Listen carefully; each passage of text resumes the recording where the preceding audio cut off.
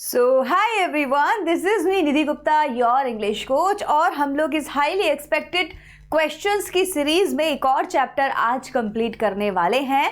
Chapter is chapter number 5, glimpses of India.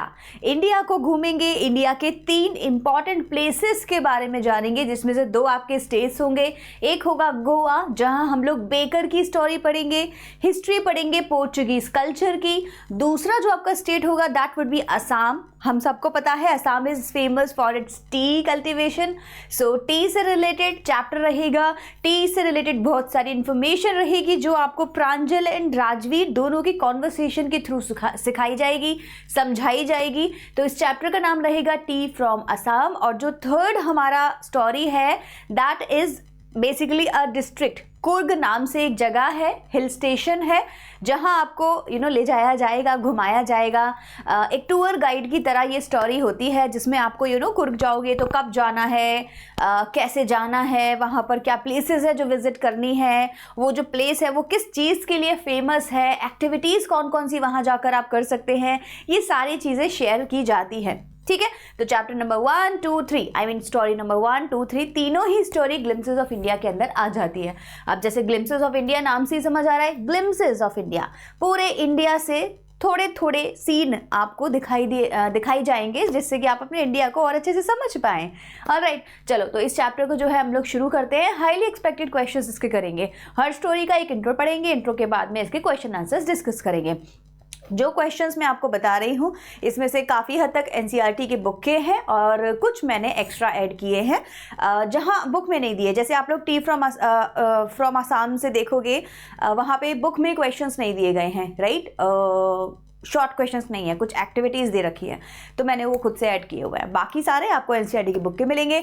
Answers की बात कर लेते हैं। बच्चों, मैं बार बार आप लोगों से यही बोलती हूँ कि जब भी आप किसी भी चैप्टर के कोई क्वेश्चन आंसर्स कर रहे हैं, चाहे वो एनसीईआरटी के हों, चाहे वो किसी वेबसाइट के हों, ध्यान रखिएगा कि क्वेश्चंस भले ही सिंपल होंगे पर उनके आंसर्स जो मैं आपको बताऊँगी वो काफ़ी अच्छे होते हैं। तो आप उनको अच्छे से प्रैक्टिस मेरे साथ कीजिए। एग्जाम में भी यही क्वेश्चन आते हैं, मिलते जुलते। लैंग्वेज अलग होती है, आपको उसको डिकोड करना पड़ता है और आंसर वही मिलेगा जो आप चाहते हैं।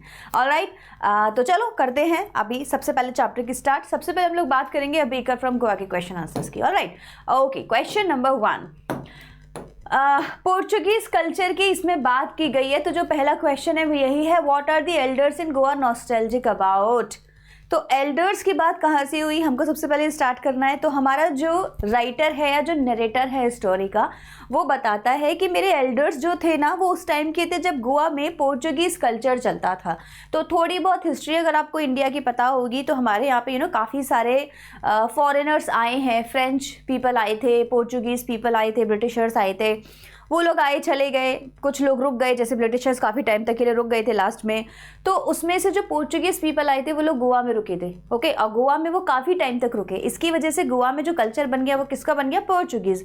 अब पोर्चुगीज़ कल्चर में अपने यहाँ से जो पोर्चुगीज़ लेकर आए थे वो लाए थे बेकरी प्रोडक्ट्स का टेस्ट, वो उन्होंने पूरे गोवा में फैलाया। अब गोवा में वो लोग तो चले गए हैं, लेकिन गोवा में अभी भी वहाँ के जो लोग हैं वो बेकरी प्रोडक्ट्स को बहुत ज़्यादा खाते हैं, कंज्यूम करते हैं, यूज़ करते हैं। अब आज के टाइम में भी अगर आप गोवा जाओगे तो आप देखोगे कि वहाँ बेकरी की अलग अलग शॉप्स हैं। आप जाइए, वो बोलेंगे हमारी 100 साल पुरानी बेकरी शॉप है, मतलब वो इसी टाइम का बात कर रहे हैं। ठीक है, क्लियर हो गया।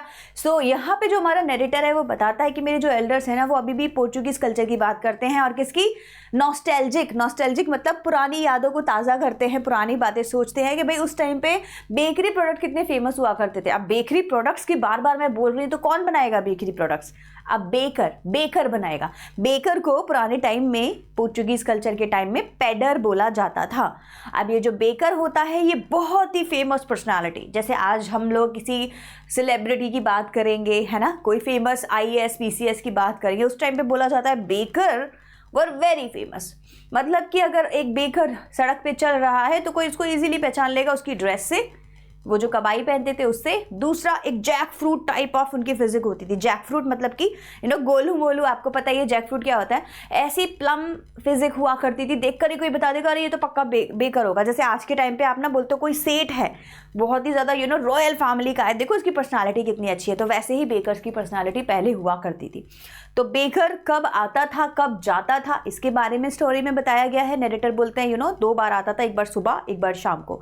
सुबह आता था बास्केट भर के आता था, शाम को वापस चला जाता था बास्केट खाली लेकर।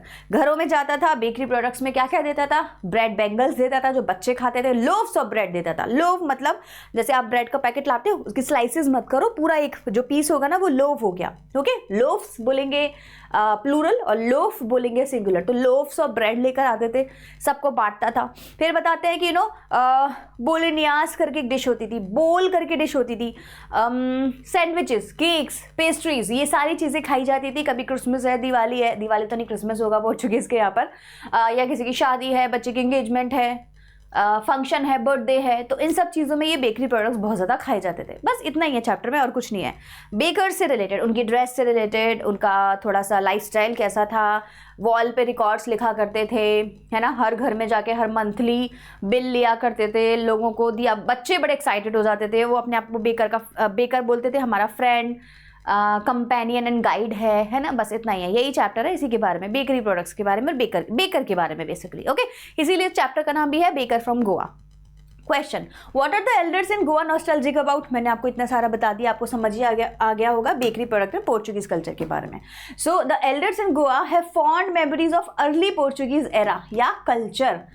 ठीक है, तो जो एल्डर्स है ना, राइटर की भी जो एल्डर्स हैं वो लोग किस चीज़ को याद करते हैं, फॉन्ड मेमोरीज, मतलब कि नॉस्टैल्जिक अबाउट को ही दूसरे लैंग्वेज में बोला गया है, दूसरे वर्ड्स में बोला गया है, लैंग्वेज तो इंग्लिश ही है, of the early Portuguese era and their adoration of the renowned bread loaves। किसकी बात हो रही है, उनको क्या एडोर करते हैं वो, मतलब क्या पसंद करते हैं, renowned bread of loaves of bread loaves basically, वही मैंने बताया था ना आपको, इस तरीके का पीस होता है ऐसा, ये लोव हो गया।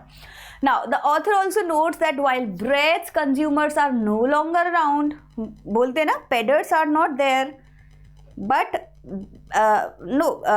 क्या है, eaters are not there but the makers are still there. So but bread manufacturers are still around। manufacturers कौन हो गए, बेकर। तो भले ही खाने वाले नहीं होंगे लेकिन क्या कहते हैं, भले ही खाने वाले नहीं है बट बनाने वाले अभी भी हैं। The author also notes that while bread consumers are no longer around, मतलब कि ईटर्स, ठीक है, but makers are still there, मतलब कि फर्नेसेस भी हैं, जो भट्टियां हैं जिसमें काम होता है वो भी अभी अवेलेबल है, ऐसे बताते हैं। क्लियर हो गया। दूसरा क्वेश्चन देखते हैं, is bread making still popular in Goa, how do you know that. क्या ऐसा है कि आज भी बेकरी प्रोडक्ट्स फेमस हैं, आप इसके बारे में कैसे बताएंगे। तो देखो ये बहुत ही जनरलाइज्ड क्वेश्चन हो गया है ना, चैप्टर में इसके बारे में कुछ नहीं लिखा हुआ, हाँ मतलब है कुछ चीज़ें लिखी हैं, जैसे यही जो लिखा हुआ था, eaters are not there but the makers are still there, है ना, या फिर फर्नेसेस आर स्टिल वर्किंग, मतलब अभी भी काम कर रही हैं जो भट्टियां हैं वहाँ पर जिनमें पहले बनता था, जो उनके कंटेनर्स हैं वो भी अभी अवेलेबल हैं। उसके अलावा आज भी है क्या, यस, प्रेजेंट सिचुएशन में भी देखोगे तो भी है। How do you know about it, अगर स्टोरी के कॉन्टेक्स्ट में बोले तो आप बता दीजिए स्टोरी में क्या क्या चीज़ें उससे रिलेटेड आप लोग इसको कर सकते हैं। So yes, bakery product is still a common activity in Goa, आज भी खाई जाती है। It is clear from this fact that there are still people who manufacture bread even though there are no longer any bread consumer। Manufacturing आज भी होती है, Goan bakery is actually famous. आज भी आप अगर इंटरनेट पे 10 प्रोडक्ट्स डालोगे ना, गोवा का नाम वहाँ ज़रूर आएगा बेकरी प्रोडक्ट्स में। They can be identified by the fact that there are mixers आज भी हैं, मोल्डर्स आज भी हैं, बेकर्स आज भी हैं, furnaces that have stood the test of time. ये जो फर्नेसेस हैं उन्होंने टेस्ट ऑफ टाइम पास कर लिया है, मतलब कि लंबे समय तक चली आ रही हैं। टेस्ट करना मतलब हो गया टाइम टेस्टेड, आपने देखा होगा शायद लिखा हुआ है आपके बुक के अंदर ये कीवर्ड ना, तो वो आज भी हैं। देखो इन आंसर्स में मैंने कीवर्ड ज़्यादा यूज़ नहीं किए हैं बिकॉज मैं आपको एक नॉर्मल लैंग्वेज में आंसर लिख रही हूँ, कीवर्ड्स के थ्रू भी आप इन आंसर्स को कर सकते हैं, ध्यान रखना, ठीक है। चलो नेक्स्ट क्वेश्चन करते हैं। What is the baker called, easy है, इसका आंसर आपको सीधे सीधे दे देना है। तो इसीलिए मैंने इसका बहुत ज़्यादा कुछ किया नहीं, आप सीधे बता दीजिए। बेकर को हम लोग पेडर भी बोलते हैं। नेक्स्ट क्वेश्चन करेंगे। When would the baker come every day? Why did the children run to meet him? Important question है ये, देखो ये वाला ना आ जाएगा। जैसे आप बताओगे फ्रेंड है, कंपेनियन है, गाइड है, तो इससे रिलेटेड ये क्वेश्चन आपके एग्जाम में आ सकता है। इसको थोड़ा सा आप लोग पढ़ के रखना, ठीक है। Okay, when would the baker come every day and why did children run to meet him? So every day the baker visit twice. पूछा जा रहा है कब आता है, मैं आपको पूरे इंट्रोडक्शन में सब कुछ बता चुकी हूँ। 2 बार, one in the morning, सबसे पहले वो कब आएगा, once when he left early in the morning and again when he come back after emptying his large basket by selling all of his breads. कितनी सिंपल लैंग्वेज में ये answer लिखा हुआ है, आप लोग नोटिस कर रहे होंगे, है ना। बहुत ज़्यादा फ्लावरी लैंग्वेज बिल्कुल भी यूज़ करने की ज़रूरत नहीं है। आप जैसा नॉर्मल लैंग्वेज में बोल सकते हो आप आंसर लिखो। बच्चों का बहुत सारा ये डाउट रहता है कि मैम क्या हमें बहुत ज़्यादा फ्लावरी लैंग्वेज डिफ़िकल्ट वर्ड्स लिखने चाहिए। देखो, आपके मार्क्स के मिलने और ना मिलने पर इन वर्ड्स का कोई असर नहीं पड़ता कि आपने कितनी अच्छी लैंग्वेज यूज़ की है। Okay, I am being very honest with you. But आपने कीवर्ड्स यूज़ किए हैं कि नहीं, ये करता है। आपने चैप्टर से रिलेटेड वर्ड्स को ऐड किया है कि नहीं, ये करता है। आपने डिफ़िकल्ट वर्ड्स ऐड किए हैं कि नहीं, इससे कोई मतलब नहीं है। ओके हाँ, आप अच्छे अच्छे फ्रेजेस यूज़ कीजिए, ग्रामेटिकली अच्छी चीज़ें यूज़ करिए, कंजक्शंस अच्छे अच्छे लगाइए, एडवर्ब्स अच्छे अच्छे लगा लीजिए, लेकिन बहुत ज़्यादा ऐसा बहुत हाई फाई लैंग्वेज यूज़ करने की ज़रूरत बिल्कुल भी नहीं है। ऑल राइट, तो the kids would hurry to meet him because they love to eat bread bangles. लिख लीजिए यहाँ पे, ब्रेड के वो जो खाते थे, वो बच्चे क्या खाते थे, ब्रेड बैंगल्स खाते थे। And wanted properly chosen bread bangles, और उनको ऐसा नहीं है कि कुछ और खाना है। मतलब यहाँ एक और लाइन है, आप लिख सकते हैं कि जो पैस्किन एंड बेस्टाइन होते थे, मतलब जो सर्वेंट्स होते थे घरों के, they would buy the loafs of bread but the children would buy the bread bangles. अब ये ब्रेड बैंगल क्या हो गया, जैसे आज के टाइम पे आप लोग डोनट्स खाते हो ना, डोनट कलरफुल होंगे, उस किसी के ऊपर जैम लगा होगा, किसी के ऊपर चेरी लगी होगी, किसी के ऊपर जेम्स लगे होंगे, किसी के ऊपर कुछ लगा होगा और बड़ा मतलब चॉकलेटी और ये वो सब बन जाता है। ऐसे ही उस टाइम पे हुआ करते थे। आई एम श्योर इतने ज़्यादा डेकोरेटिव नहीं हुआ होते होंगे, बट हाँ टेस्ट में वही ब्रेड बैंगल्स, क्योंकि वो भी बेकरी प्रोडक्ट है, राइट। तो इस तरीके के बेकरी प्रोडक्ट्स खाए जाते थे। नेक्स्ट क्वेश्चन करते हैं। Question number 4, what did the bakers wear okay in the Portuguese days and when the author was young. तो देखो, इसमें ना आपको 2 तरीके की ड्रेस बताई जाती है बेकर की। एक बताया जाता है पोर्चुगीज कल्चर में वो लोग कबाई पहनते थे, ओके और जब राइटर यंग थे तो उन्होंने कुछ और देखा था, हाफ पैंट टाइप से कुछ पहना करते थे। तो इसके 2 आंसर आप तरीके से लिखेंगे, ठीक।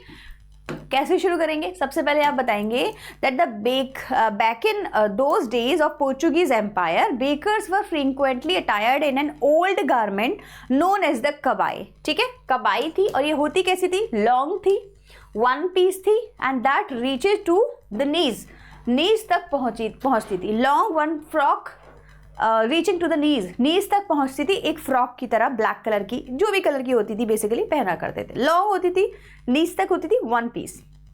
लेकिन जब ऑथर यंग थे, ये तो एल्डर टाइम की बात उन्होंने बताई, बट जब ऑथर यंग थे, the author recall seeing bakers in his youth wearing shirt and pant. और पैंट जो थी ना वो हाफ पैंट थी, longer than half pant but shorter than full length.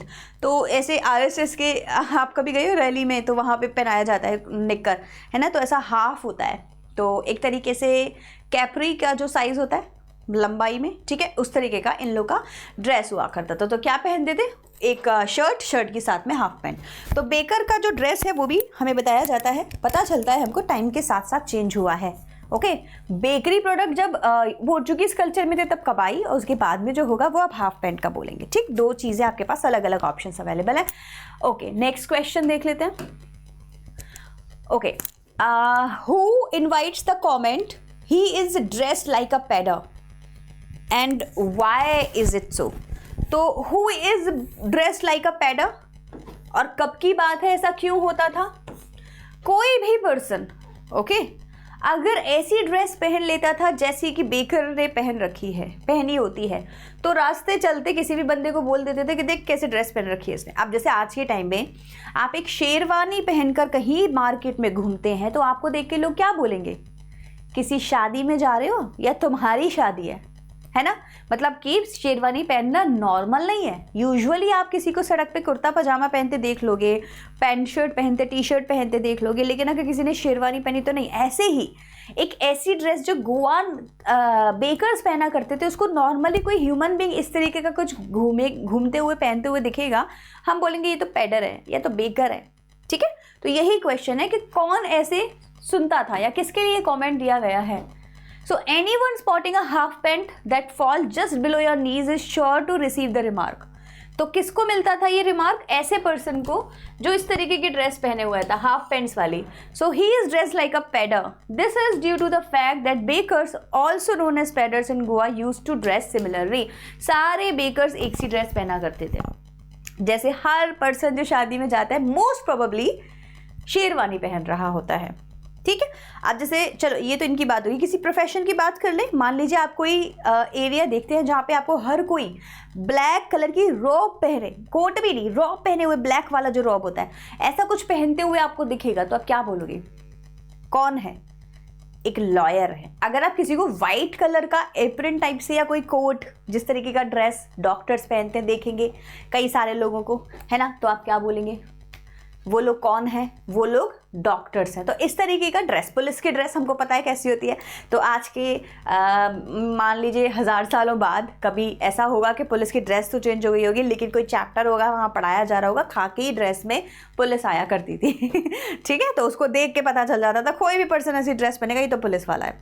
तो अगर कोई भी पर्सन फोटो शूट करने के लिए जाता है ना, अपना फोटो क्लिक करने के लिए कि मुझे डॉक्टर बना दो, तो वो डॉक्टर की ड्रेस पहन लेता है। तो लेकिन बोलते क्या है? डॉक्टर है, राइट, मतलब डॉक्टर की तरह लग रहा है। सेम बेकर के लिए बोला गया। I hope it's clear now. ठीक है, ऑलराइट, आई थिंक इस चैप्टर से इतने ही क्वेश्चंस हैं। नेक्स्ट वी विल डू अच्छा अभी है एक और। ओके, मंथली रिकॉर्ड्स मैंने आपको बताया था बेकर कहाँ लिखते थे? अपने वॉल पे लिखा करते थे। So the baker typically paid their bills at the end of the month. अपना जो बिल है वो एंड ऑफ द मंथ में लेते थे, एंड देयर अकाउंट्स जो थे monthly were written down in pencil on a wall. Pencil से वॉल पर समवेयर इन द हाउस में ही, मतलब बताया जा रहा है बेसिकली इस तरीके से कि कागज वगैरह ज़्यादा यूज़ नहीं होता था, नोटबुक ज़्यादा यूज़ नहीं होती थी, तो नॉर्मल जो भी उनके पास में पेन होता था, पेंसिल होती थी या जो भी चौक होती थी, किसी वॉल पर वो अपना हिसाब लिखा करते थे। ये बताया जा रहा है। ठीक है जी, चलो। What does a jackfruit like appearance mean? Jackfruit, plum, physic बता ही दिया था मैंने आपको। So a jackfruit like look refers to a bulky person, bulky frame। Basically आप गोलू मोलू से ऐसे कहते खाते पीते घर का, तो खाते पीते घर के जैसे लगते थे। A baker formerly had this physique because it was thought that he and his family never went hungry और never starved भी बोल सकते हैं ना, hungry या starved। तो ऐसा बोला जाता था कि बेकर इतना पैसा कमाता है, इतना पैसा कमाता है कि इन लोगों के घर में ना इनके सर्वेंट्स ना इनके फैमिली मेम्बर्स भूखे रहेंगे। भूखे रहेंगे इन द सेंस पैसे की कोई कमी नहीं होगी। क्यों? क्योंकि हर जगह बेकरी प्रोडक्ट बन रहा है, बेकरी प्रोडक्ट बन रहा है तो बेकर बना रहा है, अब बेकर बना रहा है तो पैसा भी कमा रहा है, पैसा कमा रहा है तो एक प्रॉस्पेरस लाइफ जी रहा है। The baker, his family and his servants always appeared content, satisfied and wealthy, prosperous due to the lucrative nature of their occupation। उनका जो occupation था इतना ज़्यादा मतलब हेल्दी था, इतना पैसा आता था, इतना फेमस था कि उनको कोई प्रॉब्लम इसमें थी ही नहीं। Let's do the next. अच्छा ठीक है, so these were the questions from a baker from Goa. ठीक है, अब जो नेक्स्ट हम लोग करने वाले हैं we will be focusing on so now next we will be focusing on Coorg. So Coorg की बात कर लेते हैं। सबसे पहले मैं आपको बता देती हूँ चैप्टर शुरू कैसे होता है। तो चैप्टर शुरुआत होती है कुर्ग को एक हेवनली ब्यूटिफुल एरिया बताकर, ऐसा लगता है जैसे हेवन से, स्वर्ग से नीचे उतरा है, ड्रिफ्टेड फ्रॉम हेवन। ओके, और किंगडम ऑफ गॉड, भगवान रहते हैं यहाँ, गॉड रहते हैं, इतना ब्यूटीफुल है। और आइए और एक बार कुर्ग को आकर ज़रूर देखिए, ऐसा हमारे राइटर हमें बताते हैं। वो बोलते हैं कि यहाँ के जो लोग हैं वो बड़े ही फेमस हैं। क्यों? क्योंकि वो ब्रेव हैं। यहाँ की जो विमेन हैं वो बहुत ही ब्यूटीफुल हैं। यहाँ मसाले मिलते हैं, स्पाइसेस, टी मिलती है, कॉफ़ी भी मिलती है। इसके अलावा एवरग्रीन फॉरेस्ट है, यहाँ का जो एरिया है काफ़ी हद तक एवरग्रीन फॉरेस्ट से घिरा हुआ है। फिर बोलते हैं बारिश भी बहुत तेज़ होती है, तो प्लीज़ बारिश के मौसम में मत आइएगा, इसके अलावा किसी और समय में आप यहाँ आ सकते हैं। अगर आप यहाँ आएंगे तो आपको बहुत सारा वाइल्ड लाइफ दिखेगा, लंगूर दिखेंगे, एलिफेंट्स दिखेंगे, स्क्विरल्स दिखेंगे, है ना, बहुत सारे ऐसे डॉल्फिन, वगैरह वगैरह, फ़िश दिखेगी, महाशीर फ़िश दिखेगी। घूमने आएंगे तो बहुत सारी एक्टिविटीज़ कर सकते हैं, ट्रैकिंग है जो आप कर सकते हैं, रैपलिंग कर सकते हैं, कैनोइंग कर सकते हैं, माउंटेन बाइकिंग कर सकते हैं, है ना, कैंपिंग कर सकते हैं, रोप साइकिलिंग, बहुत सारी एक्टिविटीज़ जितनी भी आप हिली एरिया में कर सकते हैं वो सब यहाँ हैं। इसके अलावा फिर बताते हैं घूमेंगे कहाँ, बायलकप जाइए, टिबेटियन सेटलमेंट है ना, ब्रह्मगिरी हिल्स में जाइए, और बहुत सारे एरियाज़ ये बताते हैं कि आप लोग घूम सकते हैं। तो इसी से रिलेटेड क्वेश्चन आ जाएंगे, एक्टिविटीज़ क्या क्या करेंगे, वाइल्ड लाइफ क्या क्या है, कावेरी नदी है वहाँ पे कहाँ से सोर्स ऑफ वाटर मिलता है, फॉरेस्ट किस टाइप के हैं, लोग किस टाइप के हैं, किस किस चीज़ के लिए फेमस है, बस यही सारा आपका चैप्टर फिनिश हो जाएगा। ठीक है, लोग बहुत साहसी हैं। फिर बताया जाता है जनरल कैरियप्पा जो हमारे फर्स्ट इंडियन आर्मी चीफ हैं वो भी यहीं से हैं। तो एक रेजिमेंट है इंडियन आर्मी में जिसको कुर्ग रेजिमेंट बोला जाता है। यहाँ के लोग इतने ज़्यादा ब्रेव हैं कि ये फायर आर्म्स खुद रख सकते हैं बिना किसी लाइसेंस के, ब्ला ब्ला ब्ला, इतना ही है। ठीक है, क्वेश्चंस करते हैं। वेयर इज कुर्ग, हमें पता है कहाँ पर है, कर्नाटका डिस्ट्रिक्ट में है वैसे ये। ठीक है, इसको कुडागू भी बोलते हैं। सो कुर्ग और Kodagu is the smallest district of Karnataka that is located midway between, कहाँ पर है, मैसूर और मैंगलोर के आसपास मिलेगी। लोकेशन पूछी है, हमने बता दी, और हमें कुछ पूछा नहीं है, हम ज़्यादा नहीं लिखेंगे। What is the story about the Kodagu peoples descent. तो बेसिकली कुडागू, हाँ ये भी था, ये तो मैंने मिस कर दिया कि कुडागू लोग जो है, मतलब कि जो बेसिकली कुर्गी पीपल हैं, बताया जाता है कि ये कहाँ से आए, ये जो हिल स्टेशन पे जो लोग हैं ये कहाँ से आए, ये इंडियन ओरिजिन तो नहीं है, ये बाहर से कहीं आए थे और यहीं आकर सेटल हो गए। इसके लिए दो स्टोरीज बताई जाती हैं, one is Greek theory and one is Arab theory. Arab theory में बोला जाता है कि इनकी ड्रेस बिल्कुल कुर्गी पीपल से मैच कर रही थी, मतलब जो कुर्गी लोग हैं उनकी अरब पीपल से मैच कर रही थी। कुफिया एंड कुपिया दोनों का नाम भी सेम था, और वही प्रॉपर कोट टाइप से ये लोग पहना करते थे, ब्लैक लॉन्ग कोट, तो देखने में सेम था। तो कहते हैं शायद वहीं से ही लोग आए थे और यहाँ आकर बस गए और यहाँ ये ड्रेस फेमस हो गई। जो ग्रीक माइथोलॉजी है, मतलब जो ग्रीक इसकी जो स्टोरी है, थियोरी है, उसके थ्रू बताया जाता है अलेक्जेंडर जब आए थे अपनी आर्मी को लेकर, तो आ तो गए थे बट वापस नहीं जा पाए थे बिकॉज उनको रिवर क्रॉस करना था, वो कर नहीं पा रहे थे। तो वहाँ के उनके जितना भी आर्मी था वो यहीं सेटल हो गया, यहीं के लोगों से शादी कर ली तो आगे चल के फ्यूचर जनरेशन बनते गए और फाइनली एक मिक्स ब्रीड बन गई जो कुर्गी पीपल के नाम से जानी जाती है। ठीक है, तो दो स्टोरीज हैं, दोनों में से कौन सी सही है वी डोंट नो। चैप्टर में हमें दो बताए गए हैं, हम वही यहाँ लिख देंगे। So the fiercely independent people of Kurg are believed to be the descendants of people of Greek or Arabic origin. ठीक? As the story goes, a section of Alexander's army moved south along the coast and settled there. तो जो south में आ रही थी Alexander की army और वहीं जाकर सेटल हो गई।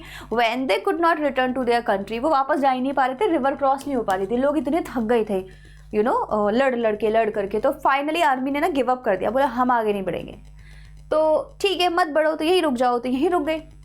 Now these people married amongst the locals and their culture is apparent in the martial traditions, marriages and religious rites which are distinct from the Hindu mainstream। ये चैप्टर में आपके लिखा हुआ है कि इन लोगों के जो ट्रेडिशंस है ना, मैरिज से रिलेटेड, रिलीजियस राइट, वो हमारे एक्चुअल मेन स्ट्रीम हिंदू से डिफरेंट हैं ये लोग भी हिंदू, वहाँ जो है मुस्लिम हिंदू दोनों ही हैं बेसिकली, ये भी हिंदू हैं, हम भी हिंदू हैं, लेकिन जो नॉर्थ इंडिया का हिंदू है वहाँ से ये डिफरेंट है, इनके कल्चर अलग है, इनके राइट्स अलग है, रिचुअल्स अलग है, तो मतलब कि ये कुछ तो है, कहीं और के लोग हैं, right. This is the beautiful story about the Kodavus peoples descent. अच्छा, इसके बाद में अरब पीपल की जो स्टोरी है वो भी आप लोग सुन लीजिए एक बार। ठीक है, अरब पीपल के लोगों में क्या होता है, what are some of the things you know about Coorg. हाँ अच्छा ठीक है, अच्छा ये 4-5 क्वेश्चन थे शायद, है ना, ओके। हाँ, तो अरब पीपल के बारे में आप किस तरीके से लिखेंगे, that Arab people wear a long black coat embroidered with covered with embroidered belt. ठीक है, एक बेल्ट हुआ करती है, उसको पहनते हैं, it is called kufiya. Now the people of Coorg also wear the same dress but they call it kupya and the resemblance in the dresses is so similar that we think that these are the people like they have come from Arab और उन्हीं के descendant है। इस तरीके से आप अपना answer frame कर सकते हैं पूरा। ठीक है, okay, these are the 5 questions we have and we are going to answer them one by one. Okay, number 1 इन्होंने हमसे पूछा है what are some of the things you know about the people of Coorg. देखो मैं थोड़े थोड़े keywords बता देती हूँ, फिर आंसर करेंगे। ये ब्रेव है, मार्शियल हैं, फायर आर्म्स रखते हैं without licence. The main crop of Coorg, Coorg में कौन सी क्रॉप है जो फेमस है, हम लोग कॉफ़ी की बात करेंगे मेनली। द स्पोर्ट्स कहाँ कहाँ पे, मैंने आपको बताया रैपलिंग, माउंटेन बाइकिंग, ट्रैकिंग, काफ़ी सारी चीज़ें हैं जो आप वहाँ कर सकते हैं, ठीक है। The animal you will find there, elephant, squirrel, बहुत सारी चीज़ें मैंने आपको बताई थी। It's distance from Bangalore and how to get there, ये आपकी बुक में नहीं है बट मैं आपको आपका आंसर दे दूंगी यहाँ पर, ठीक है। ओके, क्वेश्चन, द कुर्ग और कुडागू पीपल आर फायर्सली इंडिपेंडेंट पीपल, कौन है ये लोग, बहुत ही ज़्यादा इंडिपेंडेंट हैं, ब्रेव हैं, okay. Comprising martial man and beautiful women, कौन कौन मिलेगा इसमें, मतलब पीपल में कौन कौन है, मार्शियल मैन है, ब्रेव मैन है एंड ब्यूटीफुल वेमेन है, who are believe to have descent from the Greek and Arab people. They have a strong tradition of hospitality and they are more than willing to recount numerous tales of bravery that are related to the men of their region. So basically सबसे पहली बात तो इनकी hospitality बहुत अच्छी है। Hospitality से मतलब हो गया कि ये लोगों की केयर बहुत अच्छी करते हैं। आप वहाँ जाएंगे एज अ होस्ट, ये आपकी बहुत केयर करेंगे, मतलब हम गेस्ट हो गए ना वहाँ जाकर, तो ये लोग बोलेंगे अरे आप लोग कुर्ग आए हैं, आइए आइए बैठिए, खाइए पीजिए, और अपनी अपनी स्टोरी सुनाने लग जाएंगे। किसकी स्टोरी सुनाते हैं, अपने पूर्वजों की, है ना, कि हमारे यहाँ ऐसे ऐसे हुआ था, हमारे यहाँ जनरल करियर पाते, उनके बच्चे, एक वो था, एक ये था, शहीद हो गया, ऐसे अच्छी अच्छी स्टोरीज आपको सुनाते रहते हैं। As a matter of fact the Kodavus are the only people in India who are permitted to carry a firearm without a license, license के बिना ये लोग फायर आर्म रख सकते हैं, ठीक है। नेक्स्ट क्वेश्चन में आपसे पूछा गया है क्या फेमस है, coffee is the main crop, ठीक है। जब आप वहाँ जाएंगे तो एक इन्वाइग्रेटिंग कॉफ़ी की स्मेल आपको पूरे में आती रहेगी। Coffee estates and colonial bungalows stand tucked under the canopies in prime, आपको दिख रहा होगा ये पूरा इस बुक की ही लाइन है ना, prime corners of the town. तो आपको वहाँ पे जगह जगह पे फेमस जगह पे आपको बंगलोज दिखाई देते रहेंगे और जगह उसके चारों तरफ क्या होगा, आपका कॉफ़ी के प्लांटेशंस दिखाई देंगे। नेक्स्ट क्वेश्चन में आपसे पूछा गया था Coorg offers a variety of high energy adventurous spots, कौन कौन से हैं, जैसे कि रिवर राफ्टिंग करिए, कैनोइंग करिए, रैपलिंग करिए, रॉक क्लाइंबिंग करिए, माउंटेन बाइकिंग करिए एंड ऑफ कोर्स आप वहाँ जाकर ट्रैकिंग भी कर सकते हैं। ये सारी चीज़ें आपको करने को मिलेंगी अगर तो आप जाएंगे कुर्ग ठीक है। अच्छा, फिर आपसे पूछा गया था वाइल्ड लाइफ के बारे में, क्या क्या एनिमल मिलेंगे। So the animal that you are likely to see in the Coorg will be, है ना, मैकैक्स दिख जाएंगे, मालाबार स्क्विरल्स दिख जाएंगी, langur, slender lorises, wild elephant, etc, जितने नाम याद आ जाए कर लीजिएगा। बाकी आपको बटरफ्लाइज, बीज, बर्ड्स बहुत सारे देखने को मिलेंगे। They will give you a company, मतलब आप अकेला नहीं हो, आपके साथ में रास्ते भर में ये सारी चीज़ें दिखाई देती रहती हैं। कोई बंदर यहाँ से शुरू करेगा वहाँ तक चलेगा, वहाँ पे कोई और लंगूर मिल जाएगा वहाँ तक चलेगा, इस तरीके से चलता रहता है, ठीक है। तो अकेले आप कभी ट्रैवल नहीं करोगे, ऐसा बोला गया है बुक में। देखो, अगर रिलेटेड कुछ आ जाता है बुक में डिस्टेंस से रिलेटेड तो आप बता दीजिएगा। कुर्ग क्या है, 250 to 260 किलोमीटर दूर है बेंगलोर से, तो आप बेंगलोर है तो आप जाइए, घूमिए, बाई रोड आप जा सकते हैं। And there are 2 routes to reach there, one route is via Mysore and which is most frequently one, तो इस वाले रूट से आप, मैसूर वाले रूट से आप बेंगलोर जा सकते हैं। डन, ठीक है। तो ये है आपका कुर्ग से रिलेटेड सारे क्वेश्चंस यहाँ कवर हो गए। मैंने आपसे कहा था ना एक्टिविटीज़, घूमने वाली जगह भी रह गई, वो भी क्वेश्चन आई होप होता, मैं नहीं लेके आई थी, लेकिन अभी हम लोग टी फ्रॉम असम से क्वेश्चंस शुरू करेंगे। हाँ, तो घूमने वाली जगह में भी होगी तो आप लिख देना, है ना। पैनोरमिक व्यू दिखाई देती है ब्रह्मगिरी हिल से, बाइलाकप सेटलमेंट है जो आप घूम सकते हैं, और क्या था उसमें, तिब्बतियन सेटलमेंट हो गया, ब्रह्मगिरी हिल्स हो गए, एक 60 एकड़ निसर्गधाम आइलैंड भी है, रोप से जाना होता है वहाँ पे, है ना, आइलैंड है बेसिकली, तो एक रास्ता होगा वहाँ से आप वहाँ जाइए। तो 3 फेमस चीज़ें हैं जो आप जाएंगे तो ज़रूर घूम कर आइए, ठीक है जी। तो अब हम लोग बात कर लेते हैं असम की। तो इस स्टोरी की शुरुआत कैसे हुई थोड़ा सा डिस्कस कर लेते हैं। बात हुई है टी की, और कर रहे हैं वहाँ जो बात है वो है प्रांजल और राजवी। तो 2 फ्रेंड्स हैं, एक प्रांजल एक राजवी, दोनों जो फ्रेंड्स हैं कहीं दिल्ली के स्कूल में पढ़ते हैं, लेकिन अब जा रहे हैं समर वेकेशन में। कहाँ जा रहे हैं, प्रांजल के घर। प्रांजल बचपन से ही असम में रहा है, टी प्लांटेशन उसने देखी है, उसके जो फादर हैं वो टी स्टेट के मैनेजर हैं। जिस टी स्टेशन के वो मैनेजर हैं उसका नाम है डेकियाबाड़ी। तो डेकियाबाड़ी स्टेशन पे टी स्टेशन पे, रेलवे स्टेशन ही टी स्टेशन, मतलब टी वहाँ बनती है, उस जगह के मैनेजर हैं प्रांजल के father mister Barua.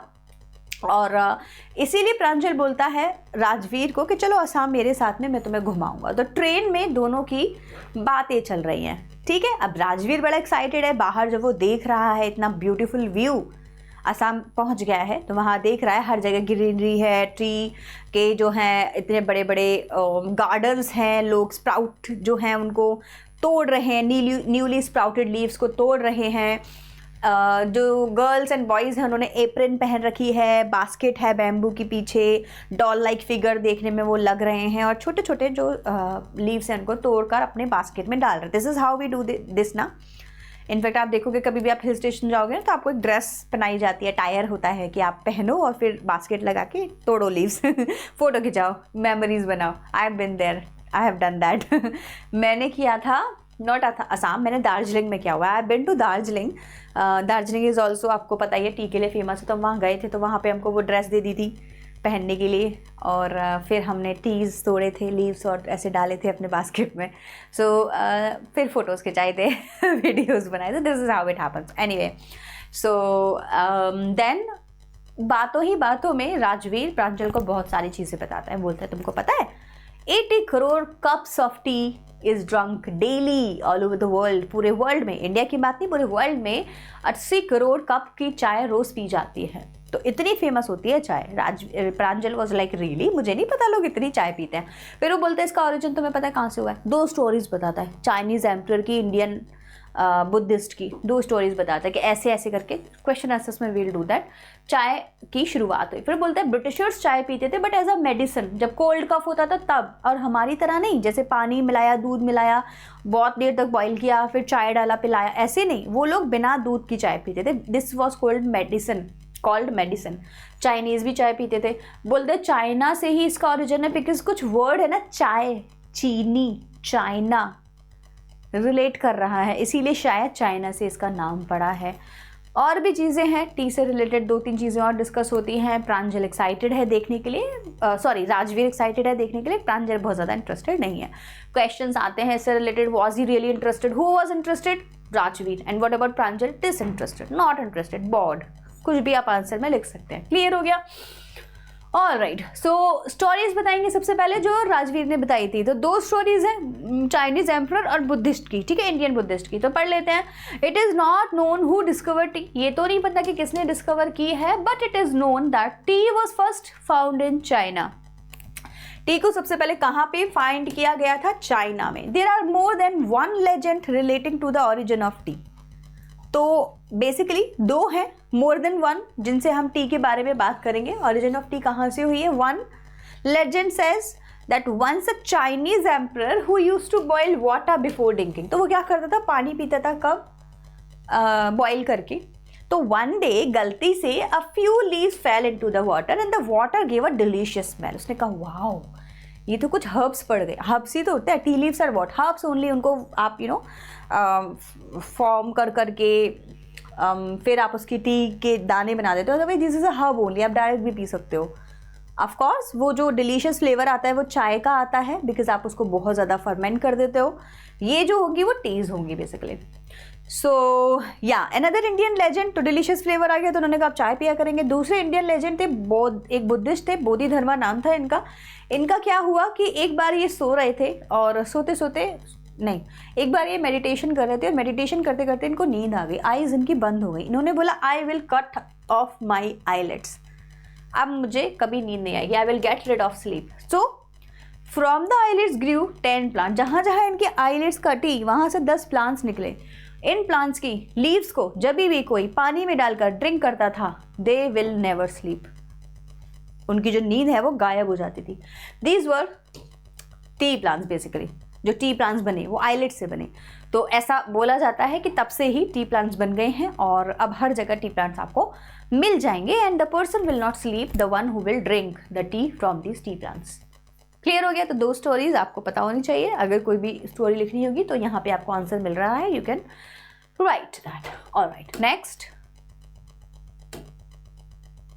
Describe the scene that Rajveer saw as soon as the train pulled out of the station. तो जब ट्रेन में राजवीर है तो बाहर का जो सीन है उसको क्या दिखाई दे रहा है उसके बारे में आप बताएंगे। तो ऑफ कोर्स आप किसी ग्रीन एरिया में तो आपको ग्रीनरी दिखाई देगी, है ना, soft paddy green hills, background में हिल्स दिखाई देंगे बहुत सारे, green green green green green green everywhere, है ना। बाकी आप न्यूली स्प्राउटेड लीव्स तोड़ रहे थे, डॉल लाइक फिगर्स थे, वो सारी चीज़ें यहाँ लिख सकते हैं। सो when the train moved ahead there were huge fields of full of green plantation. Rajveer had never seen so much greenery, so of course he called it a magnificent view. बहुत ही सुंदर। The bushes were spread like a sea. bushes जो थे वो sea against the backdrop of densely wooden hills दिखाई दे रहे थे। मतलब कि जो bushes हैं टी के they were spread like sea, ऐसा लग रहा था चारों तरफ ग्रीन ग्रीन सी है, और उसके अगेंस्ट में क्या था, मतलब बैकग्राउंड में क्या था, वुडेड हिल्स थे। मतलब वुड बेसिकली वुड का कलर, हिल्स का हम कलर बनाते हैं ना ब्राउन ब्राउन सा वुड की तरह जब हम कलर करते हैं, पेंट करते हैं, तो ऐसा ब्राउन कलर के क्या दिखाई दे रहे थे, पीछे माउंटेन्स दिखाई दे रहे थे, हिल्स दिखाई दे रहे थे। तो this was the magnificent view that Rajveer saw train से। क्लियर हो गया? ऑल राइट, नेक्स्ट क्वेश्चन कर लेते हैं। How are tea pluckers different from tea other farm labourers? तो टी प्लकर्स देखने में कैसे हैं आप, ये उनका बताएंगे पूरा attire. So you can sum up कि बाकी के लेबरर कैसे दिखते थे और टी प्लकर्स कैसे। एप्रन पहनते थे, बास्केट होती थी बैम्बू की पीछे बैक पे, और न्यूली स्प्राउटेड टी लीव्स तोड़ते थे। They used to look like doll like figures. The tea pluckers are different from other farm laborers. Tea pluckers थोड़े अलग होते थे। The women plucking tea leaves in tea gardens look like dolls. Dolls की तरह सजी हुई होती थी, जैसे मैंने बोला ना फोटोज खिंचवाते हैं हिल स्टेशन पे जाके, बिल्कुल वैसे ही। They wear plastic apron and carry baskets on their back to put tea leaves in them. Bamboo baskets आप चाहिए तो यहाँ baskets के साथ लिख सकते हैं, बैम्बू बास्केट्स हुआ करती। तो they use to look different from the farm labourers. और भी होते हैं ना लेबरर, उनसे अलग दिखेंगे क्योंकि इनके पास में क्या होगा, बास्केट होगी, सुंदर सुंदर सी एप्रन पहने होंगे, इसीलिए apron is kind of a dress के ऊपर कुछ कवर कर लो सो दैट आप गंदे ना हो जाओ जल्दी से, है ना। How can you say that the T was first drunk in China? तो जब हमने चाइना की बात की तो हमें बाकी के वर्ड्स उसी से रिलेट करते हुए दिखे, जैसे चाय, चीनी, तो चीनी भी वहीं से आई है, चाय भी वहीं से आई है, एंड मोस्ट प्रॉब्ली यूरोपियन से पहले चाइनीज इसको पिया करते थे। So there is an ancient legend about the discovery of tea, और हमें एम्परर की स्टोरी भी पता है ना, that a Chinese emperor had the habit of drinking boiling water. One day a twig from the fire fell into the pot in which, fire नहीं, twig from the tree, है ना, fell into the pot in which water was being boiled. It gave a delicious flavor to the water. It is said that those were tea leaves and that was the first tea that was drunk. पहली बार उस T को पिया गया। अगर हमने यही सोचा है कि स्टोरी यहीं से शुरू हुई है तो वही हुआ ना, पहली बार टी पीना। तो सबसे पहले कहाँ पी गई? चाइना में। It is thus thought that tea was first taken in China first. सबसे पहले टी को कहाँ पिया गया था? सबसे पहले टी को चाइना में पिया गया था, अगर स्टोरी की बात करें तो। बाकी इसके साथ साथ आप लिख भी दीजिए द वर्ड्स लाइक, इसी के आगे लिख दीजिए, है ना, वर्ड्स लाइक। हिंदी में लिखेंगे टी को चाय, चीनी, आर so similar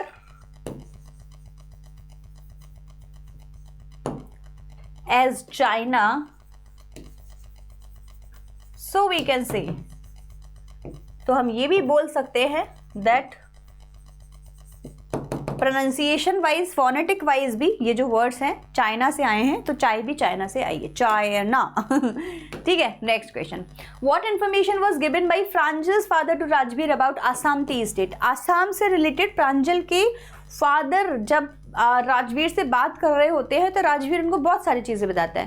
प्रांजल के फादर भी राजवीर को काफ़ी कुछ बताते हैं। He was the manager of tea garden in upper Assam, है ना, डेकियाबाड़ी नाम से, DH कर लेना, है ना, डेकियाबाड़ी नाम से उनका जो टी स्टेशन था। He showed Pranjal and Rajveer the acres of T bushes all neatly prune. हाँ, यहाँ जब गए थे तो उसने देखा था ना, नीटली प्रून मतलब कटे हुए अच्छे से, to the same height. Group of women plucker with bamboo baskets were plucking to the newly sprouted leaves. And इसके आगे अब आप लिख लीजिए what other information he हाँ, so he informed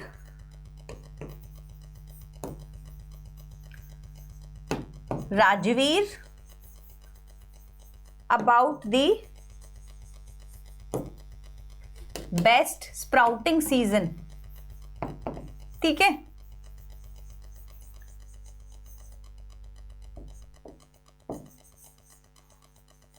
for T. That's it. और भी आपको ऐड करना है तो आप इसमें कुछ भी ऐड कर सकते हैं according to your wish, and this will sum up our chapter totally.